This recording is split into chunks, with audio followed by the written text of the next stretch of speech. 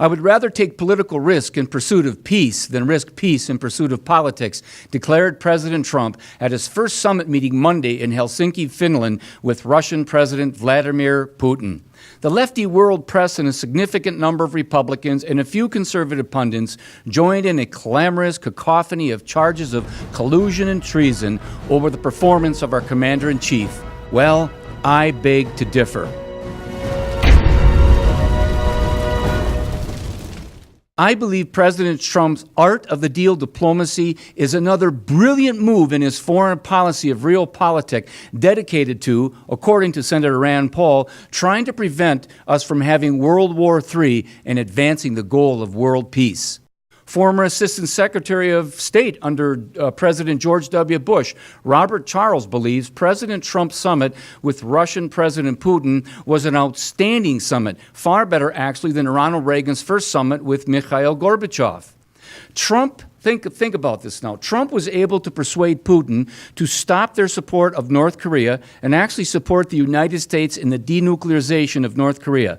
Trump was able to get a pledge for a joint U.S.-Russian business council, which will create jobs for both countries. And President Trump was able to get a pledge for a working group on cybersecurity while securing greater cooperation on the military side in Syria without compromising our support of Israel.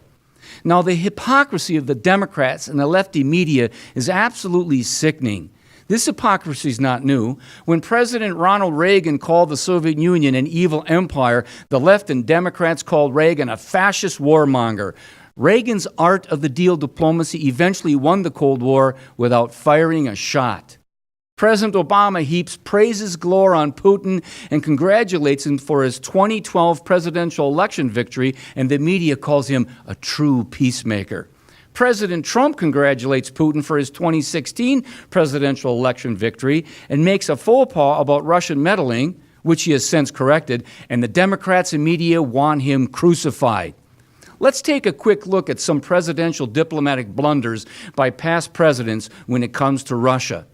In 1945 at Yalta, Democrat President Franklin Roosevelt was manipulated by his comrade Uncle Joe Stalin into surrendering Eastern Europe.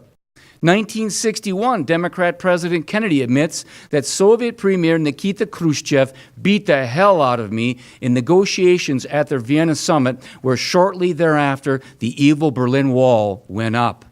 How about 1975, Republican President Gerald Ford at the Helsinki summit allowed President Brezhnev to totally dominate the negotiations. The Russians were easily able to expand their military influence in Eastern Europe, continuing their Iron Curtain of oppression. In 1979, Democrat President Carter was even worse than appeaser Ford by sealing his diplomatic disaster with a kiss on the fat lips of Communist Premier Brezhnev at the Vienna summit.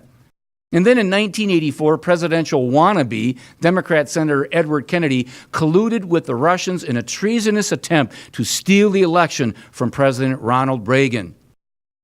President Ronald Reagan stopped all the disastrous Democrats and Republican Russian summits, and I believe in like manner President Trump will overcome the Democrat smear tactics, weak-kneed Republican capitulation, and media manipulation to secure a stronger America and a safer world.